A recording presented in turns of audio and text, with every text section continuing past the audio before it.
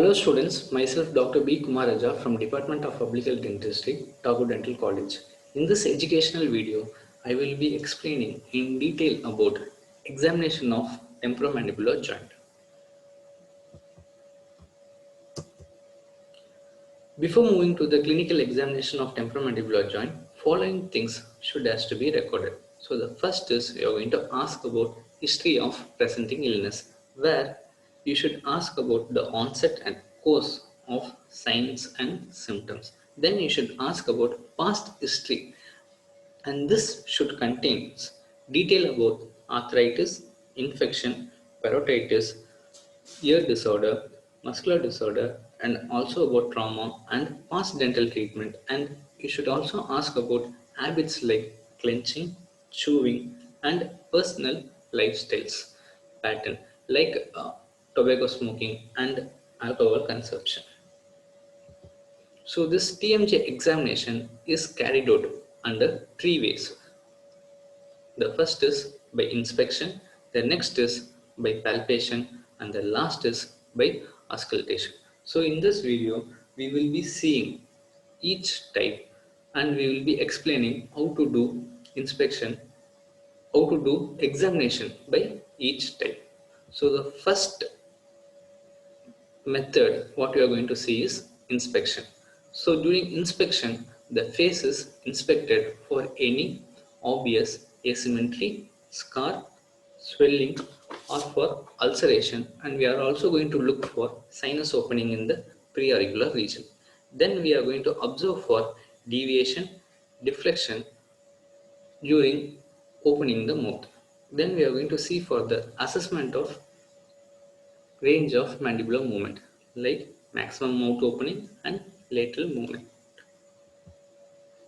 First we will see about maximum mouth opening. This maximum mouth opening can be recorded either with the help of scale or with the help of fingers. So first we will see how to record this mouth opening using a scale. So when you are using a scale for recording this mouth opening, what you are going to do is you are going to measure the interincisal distance from the upper incisor teeth to the lower incisor teeth.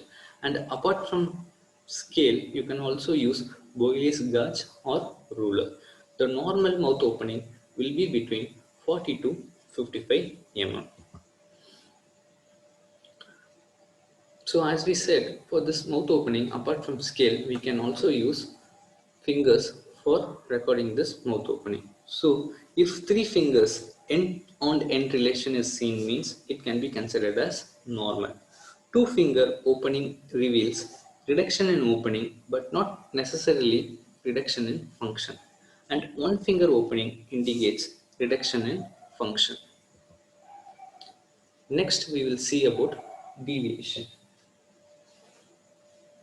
Deviation is nothing but it is any shift of jaw midline during opening that disappears with continued opening, and it normally occurs due to disc dearrangement. Next we will see about deflection. Deflection is nothing but any shift of midline to the one side that becomes greater with the opening and does not disappear at the maximal opening, and it occurs due to restricted movement of joint. The next is lateral range of movement. The normal lateral range of movement is more than 7 mm. So the measurements are made with teeth slightly separated, measuring the displacement of lower midline from the maxillary midline. Any conditions like tumor, muscle spasm, fracture, ankylosis, or displaced meniscus that prevents the normal translation of one condyle will not prevent the contralateral condyle from sliding forward normally. This is the deviation of the chin towards the affected side. Now we will see about the next method for the examination of temporomandibular joint, that is palpation. So the palpatory examination of temporomandibular joint should include the assessment of mouth opening, the range of mandibular movement and joint tenderness, and detection of clicking or crepitus sound. So this TMJ can be palpated by extra-auricular method or by intra-auricular method. So this palpation can be done by standing at 10 o'clock or 11 o'clock position. So as we said, there are two methods for palpation. One is intra-auricular method and the next is extra-auricular method. So in intra-auricular method, what we are going to do is we are going to place the little finger inside the ear and we are going to check for any crepitus or for any clicking or popping sound. So during this procedure, the patient will be asked to open and close the mouth. So the next method is extra-auricular method. So in this method, what we do is we will examine in front of the tragus and we ask the patient to open and close the mouth, and again we will check for any clicking sound or crepitus sound, or we will check for any deviation. So to end, we will see about what are those different types of joint sounds. So basically there are two types of joint sounds that we have to look for when we are doing a TMJ examination. One is for click.